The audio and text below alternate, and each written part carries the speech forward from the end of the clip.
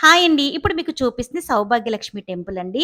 అసలు ఈ ఆలయాన్ని ఎప్పటినుంచో మీకు చూపించాలనుకుంటున్నాను. కుదరలేదు. కానీ ఇంత మంచి రోజున మీకు ఈ ఆలయాన్ని చూపిస్తున్నందుకు నాకు చాలా ఆనందంగా ఉందండి. ఇప్పుడు దేవీ నవరాత్రులు జరుగుతున్నాయి కదండీ! ఈ దేవీ నవరాత్రుల్లోని ఈరోజు నాలుగో రోజు. నాలుగో రోజు అమ్మవారి అలంకరణ శ్రీ లలితాదేవి అలంకరణ. ఇక ఈరోజు ఇక్కడ అమ్మవారిని దర్శించుకోవడానికి వచ్చానండి. ఇదిగోండి అమ్మవారు. మీరందరూ కూడా దర్శించుకోండి.